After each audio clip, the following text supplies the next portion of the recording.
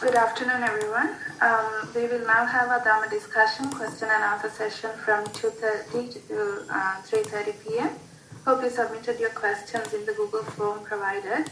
If you couldn't submit it online, after the written questions are over, if there is more time left, we will open for you to direct the questions verbally. For that, please raise your hand and we will unmute you to ask the question. Thero and Vanaya, Bante. Yeah. For the question and session, I will now hand it over to Gayan to start with the written questions. Yes. Thank you. Thero and Bante. Today we have received 7 questions, out of which 5 related to practice and 2 general questions. Please, may I now present these questions to you, Bante? Yes. The first question in Sinhala, Theruvan Saranai, Gauravaniya Swamin Wahansa, Karmasthanaya Anapana Satya, Palaya Ayakai Vinadi 33. Swamin Wahansege Avada Anuva, within brackets, Sydney program, post bracket, Anapana Satya Koduratat. Swamin Wahansege Mitapela Danundun Paridi, Anapanedi. ආශ්වාසය සහ ප්‍රාශ්වාසය ඇති වූ වහාම ඇති වී යන බවත් නිමිත්ත බැලීමට අපහසු වීමක් තිබුණි. ස්වාමින් වහන්සේගේ අවවාද පරිදි නිමිත්ත බැලීම ටිකක් නැවතුණු විට සම්පූර්ණයෙන්ම සියල්ල නැවතී යයි. පිටින් විට නිමිත්ත ප්‍රකට වේ. මුලදී ලයිට් ස්විච් එකක් මෙන් තරමක් රළුවට නැතිවන්නා වූ ආශ්වාසය ප්‍රාශ්වාසය පෙනුනද දැන් අතිශය කුඩා වී ඇත. ආශ්වාසය සහ ප්‍රාශ්වාසය වෙන් කර ගැනීමට පවා නොහැකිය. ඒ තරම් කුඩාය. ඒ වගේම තද්ද ආලෝකයක් විශාලව ඉදිරියේ ඇතිව මුහුණට මෙහි කිඳා බැස ඇත. නිමිත්ත බැලීම වෙහෙස කරය. භාවනාව පටන්ගෙන සුළු වේලාවකින්ම මේ සිදුවී අවසන් කිරීම වෙන තෙක්ම ඇත. කුඩා එකක් within bracket merged close bracket මෙන් පෙනෙන ආශ්වාස ප්‍රාශ්වාස සියල්ල control කරගෙන සිටී. කිසිවක්ම කළ නොහැකි නිසා අසරණ බවක් දැනේ. විටින් විට නිමිත්ත මතුවී නැවත දුරස් කරයි. මුලින්ම බොහෝ සැපයක් දැනේ. ඉන්පසු එය නැති වී යයි. වේදනාද දැනේ. නමුත් වීරිය අධිෂ්ඨානය තදට ඇත. සතියද තදට ඇත. භාවනාව අවසන් කළ පසු ආශ්වාසය සහ ප්‍රාශ්වාසය උදාවටම යම් වේලාවක් තිබේ. ස්වාමින් වහන්සේ යම් වරදක් තිබේද? වරදක් තිබේ නම් නිවැරදි කර ගැනීම පිණිස අවවාදයක් ලබා දෙන සේක්වා. ස්වාමින් වහන්සේට අප්‍රමාණ පිං. මෙතෙන්දී ඇත්තටම දැන් අපි නිමිත්ත ගැන මුගක් ඔය තරම් මේ ප්‍රශ්නයක් ඇති කරගන්න නැතිව දැන් අර අපිට ඇති වෙනවානේ ඇතැම් වෙලාවට බොහොම සතුටුදායක ස්වභාවයක් ඇති වෙනවා. ඇඟ කිලිපොලා යනවා වගේ ගතියක් එනවා. දැන් ඔය දීලා තියෙනවානේ එක එක ටිකක් මේ ප්‍රීතිදායක ගතියක් එහෙම විටින් විට එනවා කියලා. අපි ඕක දිහා අපිට පුළුවන් නම් දෙවන්නේක් වගේ බලන්න. වෙන කෙනෙක්ගේ දිහා බලනවා වගේද බලන්න. එතකොට ඇත්තට මේක අපිට විපස්සනාවට හරව ගන්න පහසුයි.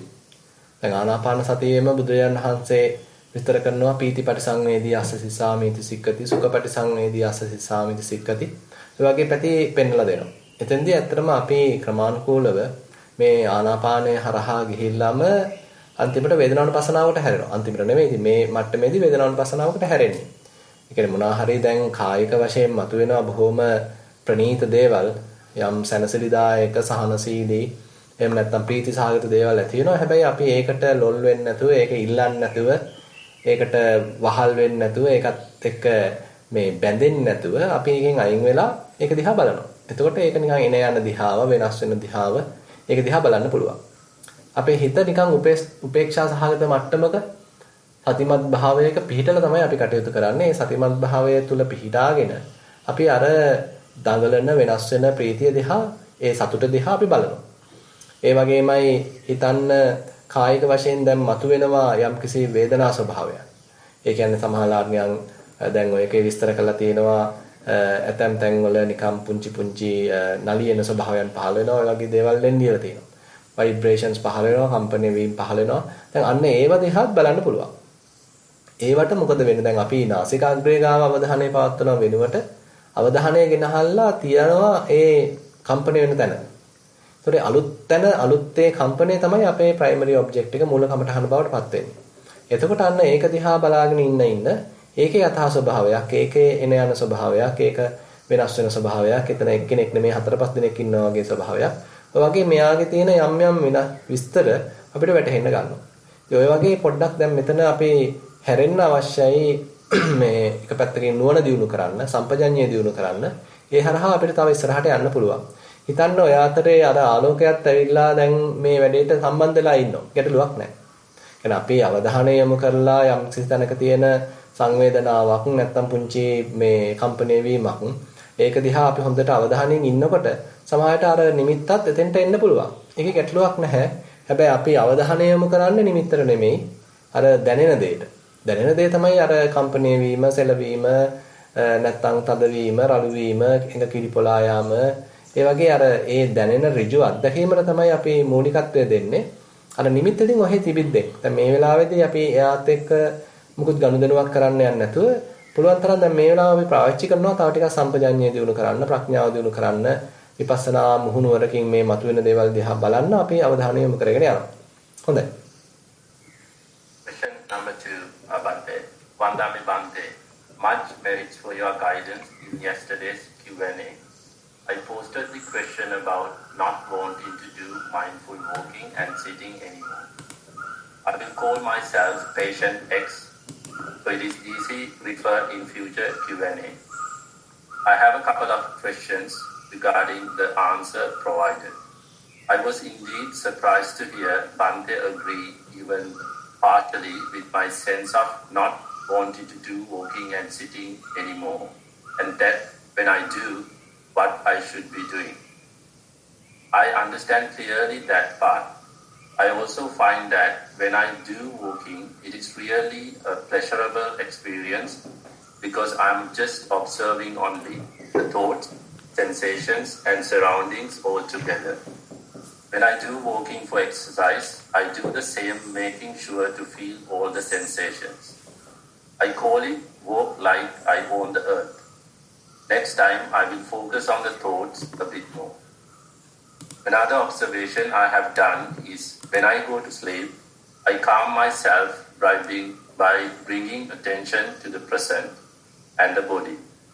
Then in my mind, I kind of drift into this place of absolute calm and tranquility into which I absorb.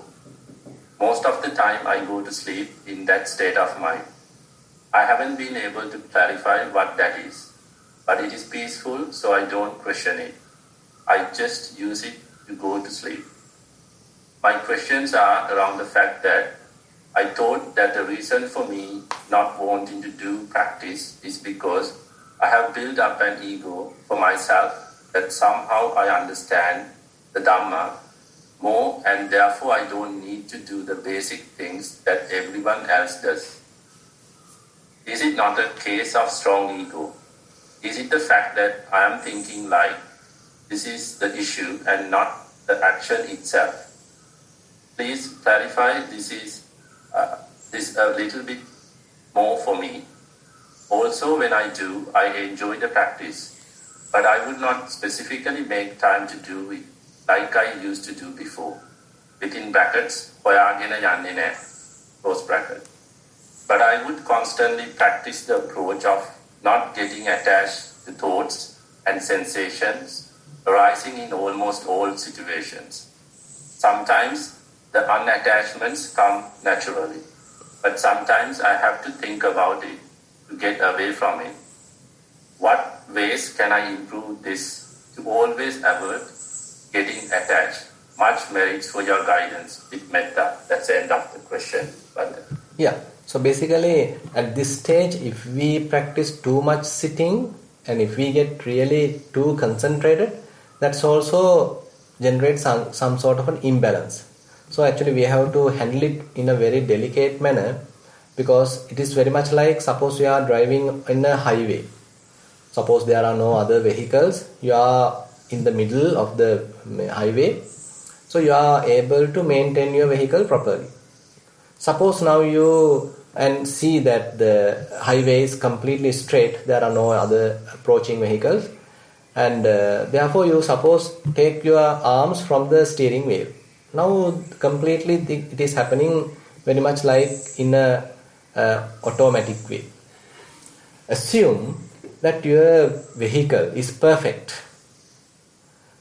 Everything is perfect. Road is perfect, wheel balancing is perfect, your whole vehicle is perfect, and then there is no way it may lean on to left or right, rather it has to be in the middle, continuously it has to go in the middle.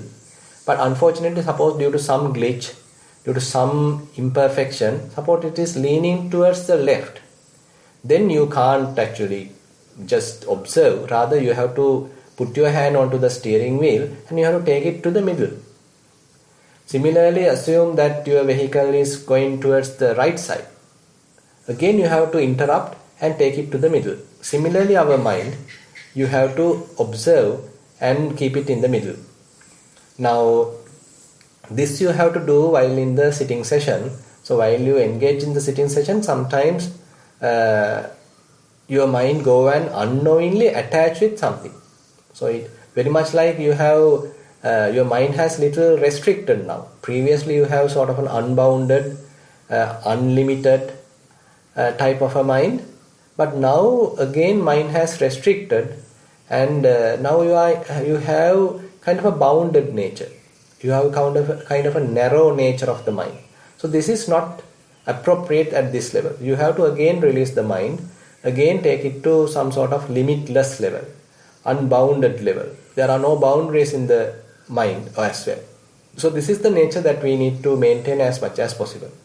Basically, mind has no boundaries, mind has no limit, mind is not sort of attached to anything, mind is not bound to anything, mind is not attached to anything. So likewise, so the mind has some limitless, boundary-free, unattached, undefiled kind of nature. So if you are able to properly maintain that, sitting is alright. And on the other hand, while walking also, you can simply watch the mind and you basically maintain some shallow concentration. It's not very deep concentration. Even in the sitting meditation, don't try to go to any deep concentration. Even if mind goes there by itself, alright. But even there, don't stay extremely longer. I mean, basically, if mind stay there and you feel quite relaxed, no harm. And slowly you have to take it, you have to loosen it and take it to some shallow concentration. Because deep concentration in one way sometimes covers the defilement. But on the other hand, when you are loosen the concentration and make it shallow, then there's a potential of again various defilements, various distractions might occur in your mind. At that time you have to be aware of that. At that time you have to again remove those attachments, grasping, and take it to the middle and again keep the mind unattached. So again and again we have to do this. Not only walking and sitting, but also even in day-to-day activities, you have to watch the mind and you have to see how mind is reacting. Suppose you are talking with someone, probably he may not agree with your view, so you may feel sort of resisted. You may feel a little angry. So you got to watch your mind, how your temperament is changing, how your attitude is changing, how your perception is changing. So likewise, constant observation about the mind is becoming some sort of a habit in our life. So likewise, more and more you have to be aware of your mind, how it is operating, how it is getting defiled, how you even make a person, how you are making an I. So this mind-made I that we need to recognize. It is not a permanent I or real I that we have, but it is a kind of a mind-made I we all have. So how mind is making this I? So these are certain very interesting aspects or interesting insights possible only when you are observing your mind very closely. So this clarity of mind helps us to understand this. It is not that deep concentration helps here, but rather fairly shallow but still very clear mind helps us to understand this nature. So that's why I partly agree with you that unlike the previous days where we have some formal sitting, formal walking, now we know how to handle the mind. We know how, when it is required to give some amount of relaxation, some amount of courage, some amount of say sitting, or simply you can watch the mind even while engaged with other activities or while in walking, while maintaining the mind in the typical very shallow, still very clear level, but you allow the mind to play as it like, but you observe how it is reacting, how various defilements come and go. So this way we have the capacity to recognize various defilements, and that is the most important thing. All these preparations we did during our early stages of meditation is to make this environment prepared. So what is the environment? Environment is the clarity of the mind. It is not now tensed, it is not stressed, and it is now very clear and very fairly spacious. And in that clear, spacious mind, whenever a defilement arises, you can clearly recognize it. So you can, once you clearly recognize it, you can understand, whether it is harmful or whether you are promoting it, or whether you are getting deluded by it, or are you able to properly be mindful about it. Then if you are able to properly handle it, then it of course will disappear. So this is how Buddha says, Janato bhikkhave passato asavanam khayam vadami. No ajanato, no apassato. Only for the person who can clearly recognize, clearly understand the defilements, to him I call it is possible to slowly overcome defilements, slowly uproot defilements. So we should know the defilements. In order to do that, we need to have a very clear mind, not a distracted, scattered mind. We need to have a clear mind. And again, the mindfulness has to be very sharpened in order to recognize these defilements at their inception, at their early stages. Then we are in a better position to overcome the defilements. Yeah. Question number 3. Dear Venerable Sir, thank you for your answer to my question of yesterday. This is my today's reflections on mindful walking. I noticed that I was thinking what I could experience today, since I took exactly the same path to walk as yesterday. I remembered your words saying that I have to synchronize my step and my thoughts. That was a great help to me. I was able to get into a relaxed, focused state of mind after a few minutes. I noticed that the floor of the living room wasn't evenly flat everywhere. Depending on the different materials of the floor, my footsteps made a different noise. Today also it happened to be that I was aware that I placed the foot on the ground, but I again used the wrong word. I said right instead of left and left instead of right. Then I remembered that another person mentioned the same problem in today's Q&A session. Then I realized that my mind went to the past. I still have the question why it happens. I was aware that I was placing the foot on the ground, but I used the wrong word. I don't understand why it happens. I felt a pain on my left ankle spreading upwards the leg. I was able to feel the moment when I lift up the foot and place it again on the ground. I noticed that my heel touches the ground properly, but my toes don't. The fourth and the fifth toe hardly touch the ground. There is a difference between the left and the right.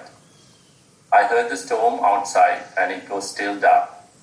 I noticed that I was happy it was dark because otherwise I'll be tempted to look outside the window.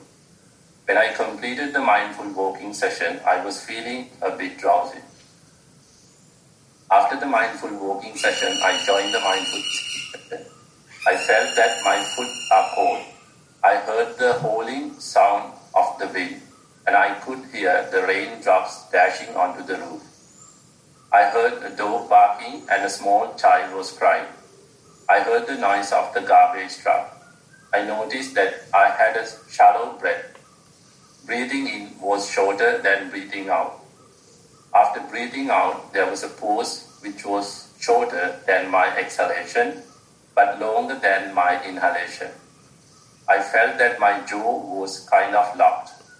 During the mindful sitting, I opened my mouth for my left jaw to get relaxed. It made a noise from inside. I was feeling sleepy from time to time. That's the end of the question, one. Yeah, I mean, you are doing well. So basically, if we are able to understand these very ordinary experiences, that indicate slowly our mind has let go of the desires. Typically, our mind is attracted to various sensual desires. Till that, we can't recognize these ordinary experiences. But if you are successful in letting go of those desires, then you are able to come back to the present moment and observe the body, the walking very closely, so that all these ordinary experiences are quite vivid.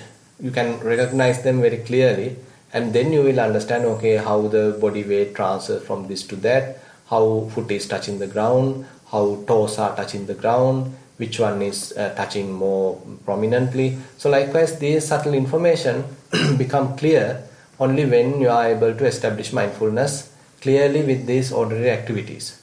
This is how we are in a way sharpening clear comprehension. So once the mindfulness is established, so you got to improve clear comprehension, completely knowing what is happening at this moment, what is really happening. So that we have to have kind of a little curiosity, kind of an investigative mind in order to recognize this information. First of all, we use some gross sensation to establish mindfulness, but later, slowly you are able to recognize those subtle aspects, subtle details available. So it seems that you are successful in this. It's a matter of now continuing this practice. You may continue, and probably you may even get more details, and so that as your mindfulness sharpen. Yeah. Fourth question, Garu Swami answer. I follow Anapana Karmasthana. Bhavana Aramuna is clear and Anapanaya Pirimadina lesser Sita Yomu Karami. At first, mind wanders for a few minutes, but quickly they disappear while I notice in breath and out breath go breaking into many steps with an empty gap between two. When the breath becomes shorter and stays like a flickering flame of just ticking, there isn't any feeling on the body or awareness of it.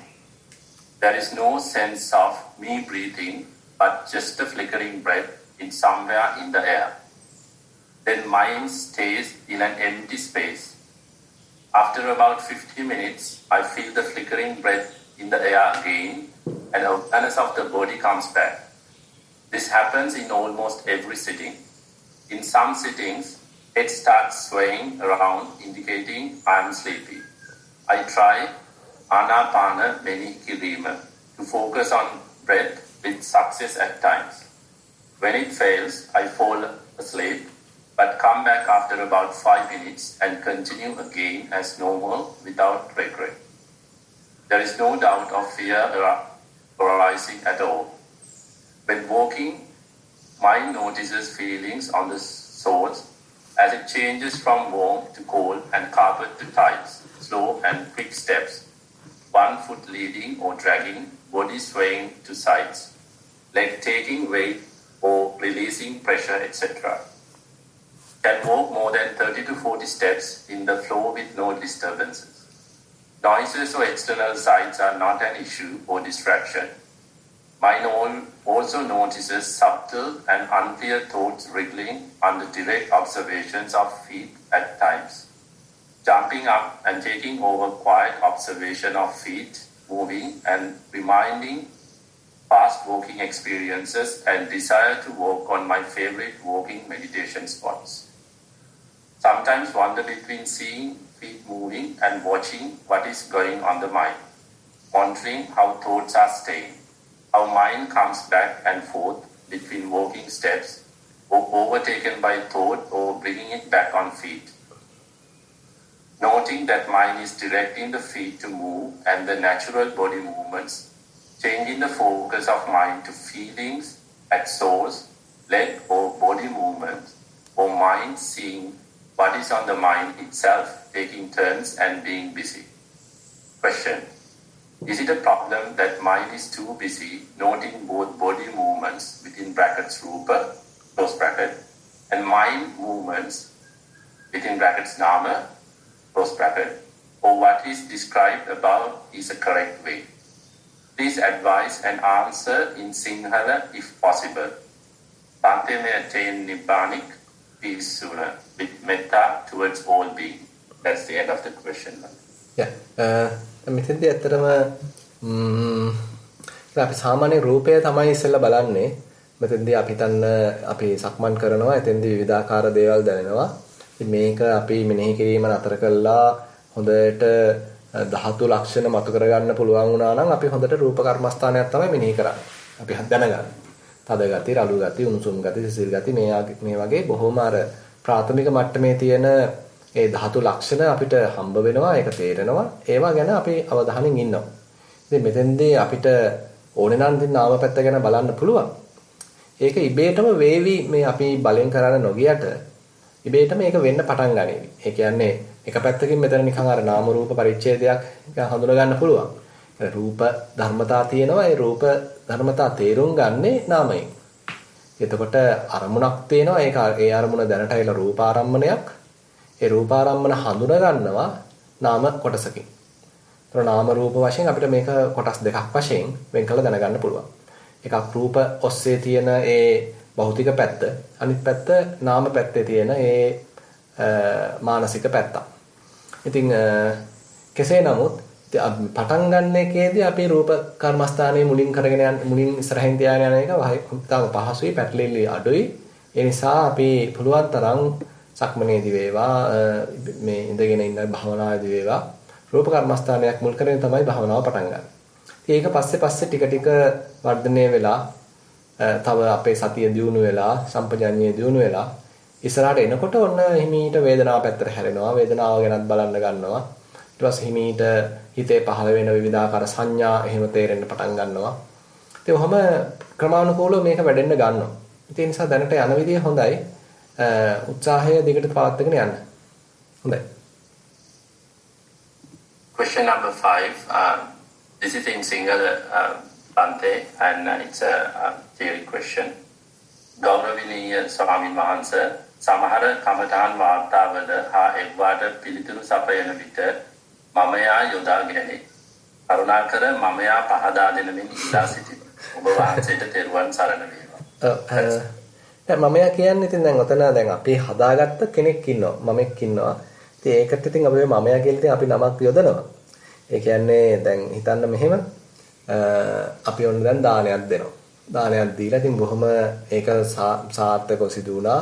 ඉතින් දැන් අපි තමයි ඕකේ මූලිකත්වයේ ගත්තේ. ඉතින් අපි සල්ලි එකතු කරා, අනිත් අයට කිව්වා, බඩු මුට්ටු ගන්න ගියා, හාමුදුරුවන්ට ආරාධනා කළා, පන්සල සකස් කළා, ආසන පැනෙව්වා.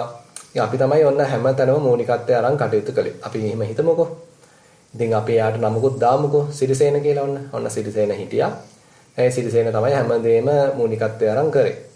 ඊට පස්සේ ඔන්න දැන් සිරිසේන වැඩේ හොඳටම කළා. අනිත් අයත් සතුටුයි, හාමුදුරුවෝ සතුටුයි, පිරිකරත් පූජා කරා. ඒකත් සිරිසේන තමයි ඔක්කොම මූලිකත්වයේ අරන් කටයුතු කළේ. ඔන්න වැඩේ හොඳටම කෙරුණා.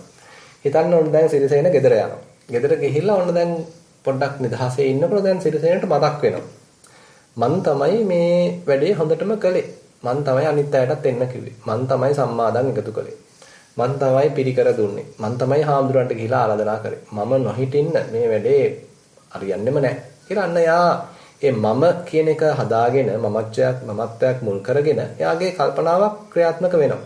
ඉතින් මෙතනදී මේකේ හොඳ පැත්තක් තියෙනවා. මොකද අපි ඒක ආවර්ජනය කරන්නේ එක පැත්තකින් කුසලයක්. ඒ හින්දා බුදුහාඳුරෝ මේ දැන් මූලික මට්ටමකදී එහෙම අර තමන් නිවැරදි කෙනෙක් සත්පුරුෂයෙක් වීම ගැන අගය කරනවා. වැරද්දක් නැහැ. නිවැරදි දේවල් කරනවා, කර්මඵලය අදහනවා, සත්පුරුෂ භූමියක කටයුතු කරනවා. වැරද්දක් නැහැ. හැබැයි තාම ඉතින් අවිද්‍යාවක් තියෙනවා. මොකද මමෙක් ඉන්නවා, කෙනෙක් ඉන්නවා, පුජ්‍යලයක් ඉන්නවා, පුජ්‍යල භාවයක් ආරෝපණය කරගෙන මම මේ දේ කරා කියලා ඉතින් අපි නැවත නැවත සිතනවා. ඉතින් විපස්සනාවක ගැඹුරකට යනකොට මේ தত্ত্বය යෝගාවචරයේ හඳුන ගන්නවා. එයා තේරුම් ගන්නවා මේ තනින් තන මේ සිතුවිලි ධාරාව ක්‍රියාත්මක වෙනකොට මේ මමෙක් අපි ආරෝපණය කරනවා. කෙනෙක් හදනවා. මේක මේ ඇත්ත වශයෙන් ඉන්න මමෙක් නෙමෙයි. මේ තනින් තන සිතීම හරහා කෙනෙක් හදා යන ගතියක් තියෙනවා. මමෙක් හදා යන ගතියක් තියෙනවා. ඉතින් ඔන්න ඔය தත්ත්වයේ කෙනෙක් හඳුන ගන්න. ඒකට ධර්මයේ කියනවා අහංකාර, මමංකාර, මානානුසය එහෙම කියලා ගැඹුරට විස්තර කරනවා. කියන්නේ අර මම සෑදීම, මගේ කියන හැඟීම සෑදීම, මාන අනුසය කියලා අනිත් අයත් තමනුත් විවිධ ආකාරයෙන් මැනීම. මෙන්න මේ වගේ බොහොම සියුම් ආකාරයෙන් අපි තුල මේ මමත්වයක් ක්‍රියාත්මක වෙන හැටි, පුජ්‍යල භාවයක් අපි හදන හැටි කෙනෙකුට පොඩ තේරෙන්න පටන් ගන්නවා. ඉතින් ඒ නිසා මේ මමයා ඉස්සරහට දාගන්නවා කියන එකෙන් අපි අදහස් කරන්නේ අන්න ඒ වගේ අර මමත්වයට අහු වෙලා කටයුතු කරන අවස්ථාවන් වලදී අර මමයා පෝෂණය වෙනවා. ඒ අර කෙනෙක් පුජ්‍යල භාවය පෝෂණය වෙනවා. ඉතින් අපි මේ සංසාරේ පුරා ඇවිදින්නේ ඔය පුජ්‍යල භාවයක් හදාගෙන. ඉතින් අවාසනාවකට අපි හිතන්න දැන් ඔන්න පිරිමියෙක් වෙලා ඉපදිලා. එතකොට ඉතින් අන්න පිරිමි පුජ්‍යල භාවයක් හදාගෙන මමෙක් හදාගෙන මම කොල්ලෙක්, මම තාත්තා, මම පියා, මම ස්වාමි පුරුෂයා කියලා ඔන්න යා එහෙම පිරිමි ආත්ම භාවයක මුල් කරගෙන මමෙක් හදාගෙන පෝෂණය කරනවා. අපි හිතමු ඊළඟ ආත්ම භාවය ස්ත්‍රියක් වුණා කියලා. ඊට පස්සේ ඉතින් එයා කල්පනා මම කෙල්ලෙක්, මම ස්ත්‍රියක්, මම ගැහණියක්, මම අම්මා කෙනෙක්, මම ගුරුතුමියක්, මම දායිකාවක් කොහොම කියලා ඉතින් ගෑනු ආත්ම භාවයක සාපේක්ෂව එයා මම එක් පෝෂණය කරනවා. අපි හිතමු ඔන්න එයා ගිහිල්ලා ඔන්න තිරිසන් ආත්ම භාවයක උපදිනවා. ඉතින් ඒකට සාපේක්ෂව මම එක් හදනවා. ඉතින් මහා ඒ හදාගත්ත මම එයා අරගෙන ඉතින් අපි දුවනවා මේ සංසාරේ වටේ. ඉතින් ඔන්න ඔය වගේ දෙයක් තමයි ඉතින් මෙතන තියෙන්නේ.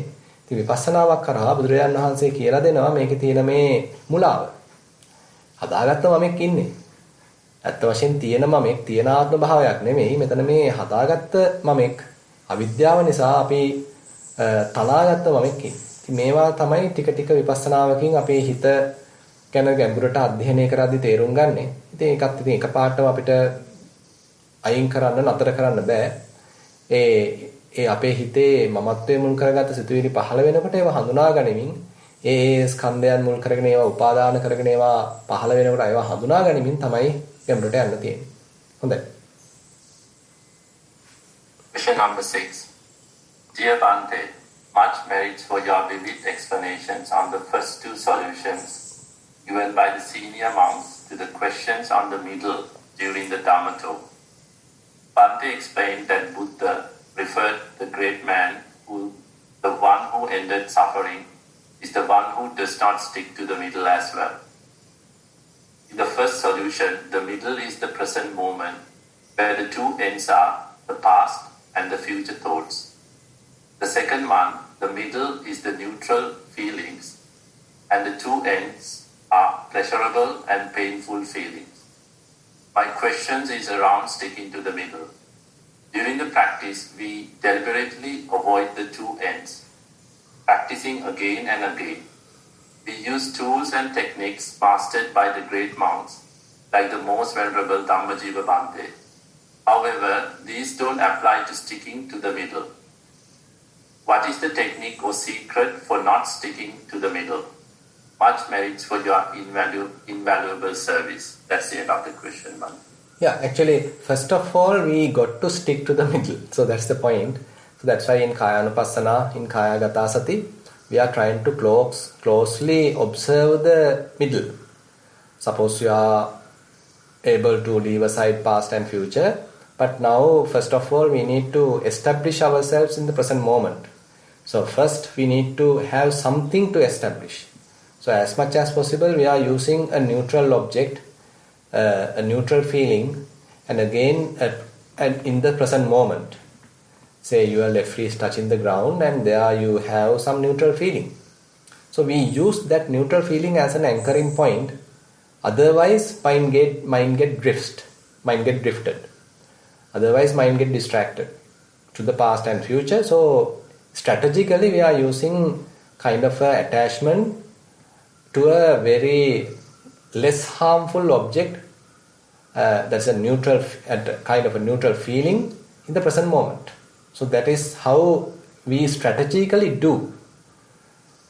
But we don't stop there. It is not that we only have to leave aside past and future and establish in the present moment. That is the first moment. That is the first step. But later we need to understand the present moment. We need to understand what is going on in the present moment. How these objects of our attention behaves. What is their real nature? So at the moment mind has attached to something which is occurring in the present moment. Now we are observing their real behavior. So this is the strategy Buddha is telling. So more and more we understand their reality, more and more understand their real behavior, mind starts to detach. So it's a natural effect. You don't need to request the mind to detach, rather you continuously show it the reality. Continuously you allow the mind to observe these various phenomena, how they behave, so that mind becomes sort of educated. Mind becomes awakened. Mind develops some amount of understanding. And Buddha says, if such understanding is available, then the next effect, next result is the nibbida. That is the kind of a disenchantment, dispassion arise because you have seen the reality. Our mind grasps because we thought it is permanent, because we thought it is beautiful, because we thought it may give us happiness, it is pleasurable. We thought that we can control it. Things are under my control. So likewise we have wrong notions. That's why mind is attached. But now the same objects are showing their real nature, so that mind now becomes sort of detached. Now we can observe at distance. You can do some detached observation. And more you do it, more dispassion also arise, and more understanding also arise. And then mind can be completely free. So when this detachment and understanding matures, then there's a possibility of complete letting go. So that is what Buddha says. So such person is not stick to the present moment, or rather to the present, this says the middle. So we should know the ends, both ends, and again we should know the middle, and also not stick to the middle with wisdom. So we are associating all these maybe, but still with wisdom we are not attached even to the middle. Yeah. Back to you. Yeah. Question number 7. Dear Bhante, during walking practice, the past few days I have noticed 4 main things. They are especially prominent while walking outdoors. First point, I am more aware and mindful of my surroundings, such as ants on the concrete. I am careful to avoid stepping on them.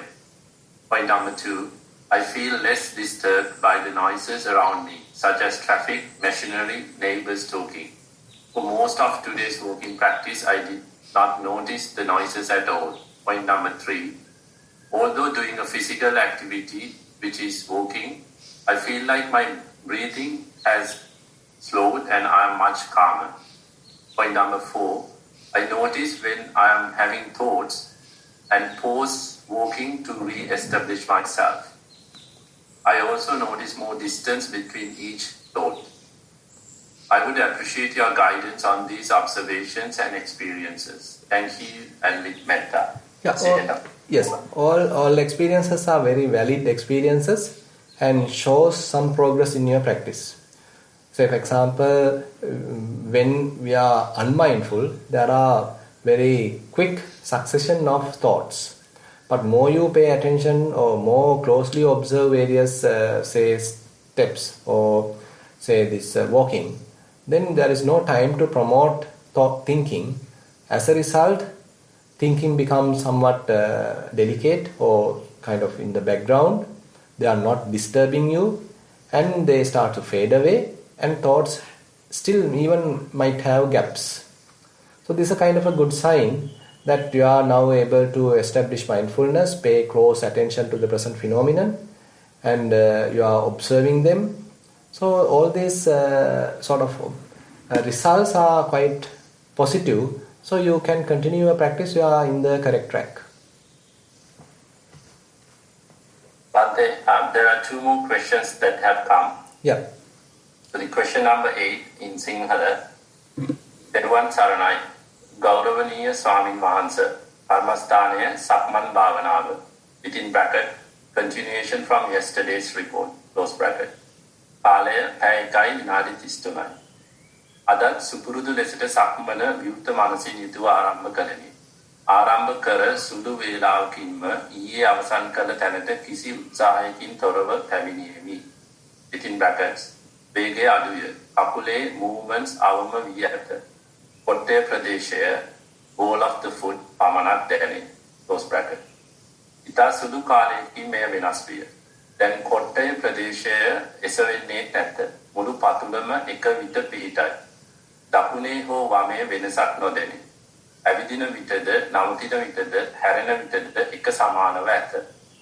වේගය අතිශය අඩුය. අඟල් කිහිපයක් පමණක් එක විට යයි. ඒත් අසාමාන්‍ය බවක් නොදැනේ. දැන් පතුල ක්‍රමයෙන් නොදෙනී යයි. 99.9% තම පතුල නොදෙනේ. රාදු කොන්ක්‍රීට් පොළවක නොවේ නම් සම්පූර්ණයෙන්ම නොදෙනී යනු ඇතැයි සිතුනි. පුදුමාකාර සැපවත් බවක් පතුලේ සිට ශරීරයේ පුරාම විහිදා යයි. මහා සතුටක්ද දැනේ. පතුල තබන මොහොතේ පමණක් යම් විඳීමක් within brackets තිතක් 1 close bracket දැනේ. අතිශය සැප නිසා අද ටයිම් එක නොවැදුනොත් හොඳයයි සිතුනි. සැපයට ඇති කැමැත්ත නිසා මෙසේ සිතුන බව වැටහුණි. සක්මන ඉතා සුවදායකය. ඇවිදින විටද නැවතී සිටින්නාක් මෙනි. සතිය කිසිම උත්සාහයකින් තොරව පිහිටා යැවීමද නැවතීමද හැරීමද කරයි.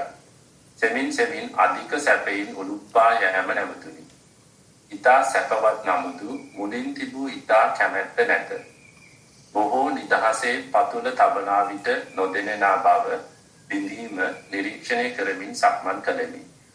තව හොඳින් බලන විට පතුල් දෙකම එක ඉරක් මෙන්ය.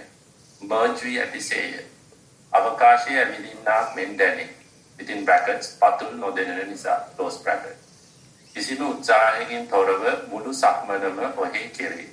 සැපයෙන් යුතුව බලා හිඳීම පමණක් ඇත. ටයිම් එක වැඩුණු පසු නැවැත්වූයෙමි. ගෙතුළට ආපසුද පතුලේ සියුම් බව සහ කායික සුවය සහ සතුට යම් වේලාවක් තිබුණි. වරදක් ඇතොත් නිවැරදි කර අවවාද ලබා දෙනු මැනවි. ස්වාමීන් වහන්සේට අප්‍රමාණ පිං. හොඳයි. දැන් මෙතන ඉතින් අපේ හිතේ සැහැල්ලුව ගොඩනගෙනවා. අපි හොඳට සක්මනේ නිරත වෙනකොට පස්සද්ධිය කියලා එහෙම කියනවා. කියන්නේ කායික සැහැල්ලුවක්, මානසික සැහැල්ලුවක් ගොඩනගෙන්න පටන් ගන්නවා. ඉතින් මේක වැරද්දක් නැහැ. ඉතින් දැන් මෙතෙන්දී අපි දැන් අර Tamanටම තේරලා තියෙනවා දැන් වෙලාවට මේ සුවයට ඇලෙනවා, මේක ඉල්ලනවා, මේකට ටිකක් කැමැත්තක් ඇති වෙනවා, ලොල් වෙනවා, එහෙම ගතියක් තියෙනවා. ඉතින් ඒක අපි හඳුනගෙන ඒ වෙනුවට අපි ටිකක් මධ්‍යස්තව මේක කරගෙන යනවා. සක්මනට හේ කෙරෙන්න දෙනවා. අපි පැත්තකට වෙලා ටිකක් මධ්‍යස්ත හැඟීමකින් මේක දිහා බලාගෙන ඉන්නවා. ඉතින් මේ නිසා දැන් අපිට පුළුවන් මෙතනම තව ටිකක් ගැඹුරට යන්න. ඒ කියන්නේ දැන් මේ මුලින් තිබිච්ච විවිධාකාර දැනීම් වෙනකොට දැන් නිකන් එක වගේ දැනීම් කීපයක් තියෙනවා. වෙන් කරගන්නත් බෑ වමද දකුණද කියලා. මුලදී නම් ඔය ඔක්කොම ටික අපිට තේරුණා මේක වම, මේක දකුණ, මේක තබ ගතිය, මේක රළු ගතිය, මේක උණුසුම, මේක සිසිල. මේ වගේ බොහොම වෙන් වශයෙන් මේවා හඳුනගන්න පුළුවන් වුණා. හැබැයි දැන් මේකේ එහාට යනකොට ඒවා හඳුනගන්න බෑ. ඒ රේඛා නම් මායිම් ඔක්කොම මැකිලා ගිහිල්ලා ඒ වෙනකොට මොකද්දෝ දැනීමක් තියෙනවා. බොහොම සුවදායි මොකද්දෝ දැනීමක් තියෙනවා. අන්නේ දැනීමට දැන් මොකද වෙන්නේ කියලා බලන්න. Taman නිකන් අවකාශයේ ඉඳගෙන වගේ එක තැනක කියලා හොයන්නත් බෑ මේ දැනීම කොහෙදෝ හටගන්නේ කියලා හරියටම කියන්නත් බෑ. හැබැයි ඒ දැනීමේ චර්යාව නැත්නම් ඒ දැනීම හැසිරෙන ආකාරය ඒක දිගටම නිකන් ඔහේ දිගට තියෙන දැනීමක්ද නැත්නම් ඒකේ මොකක් හරි වෙනස් වීමක් සහිත දැනීමක්ද කියලා මේ ඒකේ මුහුණුවර වෙනස් වෙනවද ඒක නැත්නම් එක දැනීමක්ද නැත්නම් දැනීම් දෙක තුනක්ද ඔය වගේ දැන් හරි විමසිල්ලකින් මෙයා දිහා බලන්න. පුංචි කුතුහලයක් හිතට දෙන්න. දැන් මොකද්ද අර තිබිච්ච දේවල් නැති වෙලා ගියා. දැන් නම් ඔන්න එකක් තියෙනවා. එක ಜಾති එකක් වගේ එකක් තියෙනවා. දැන් මෙයා දිගට තියෙන එක්කෙනෙක්ද කියලා අන්න පොඩි විමසිල්ලකින් මේක දිහා බලන්න පටන් ගන්නවා. එතකොට අපිට ප්‍රඥා පැත්තකට හිමීට අවතීර්ණ වෙන්න පුළුවන්. හොඳයි.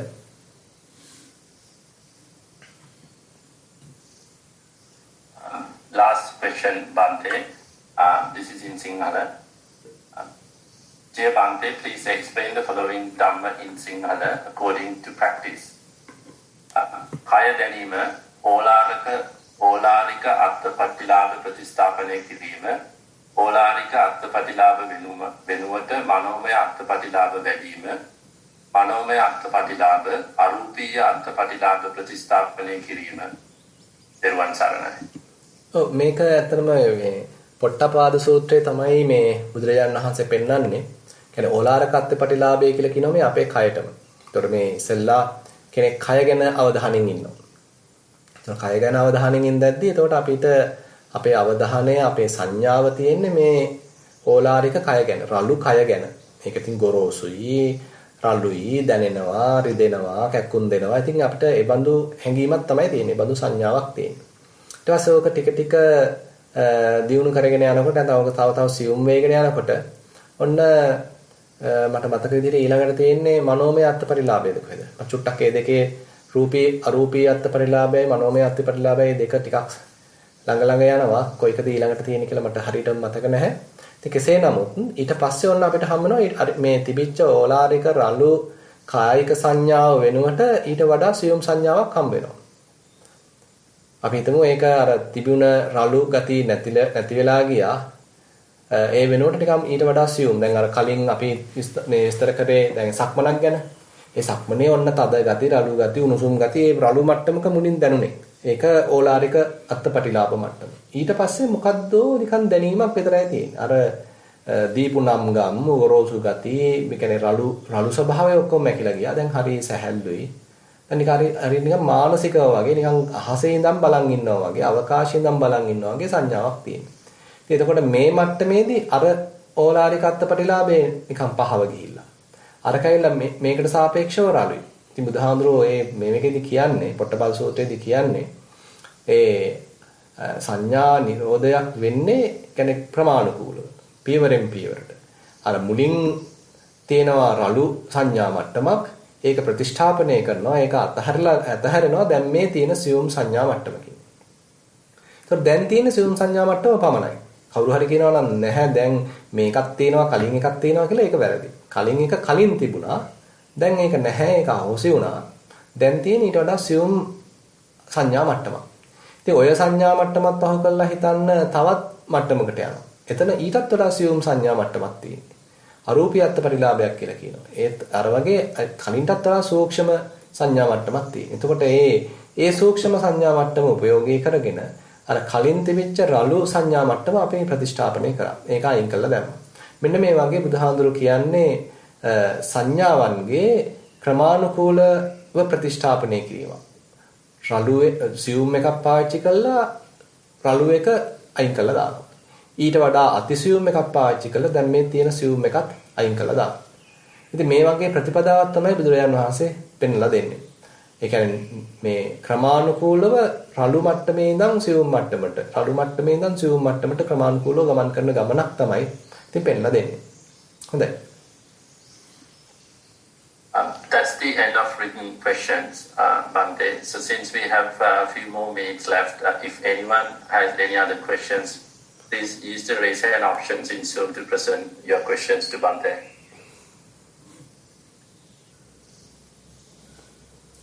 Okay, වෙන විශේෂ ප්‍රශ්නයක් නැති බවයි පෙනෙන්නේ. So it seems like there are no other questions. So then we can wind up the session. So I will try to come at 11 a.m. Sri Lanka time to this guided sitting. If not, please, as usual, play a recording. But most probably tomorrow and day after tomorrow, I would be able to participate because this ongoing month retreat is scheduled to wind up today. And anyway, we will be meeting today at 2 p.m. Sri Lanka time for the Dhamma sermon. So thank you very much for participation. Thank you, Samanansa. Thank you so much for putting up your time and also for your invaluable advice given to us. Thero Saranai. Thero Saranai.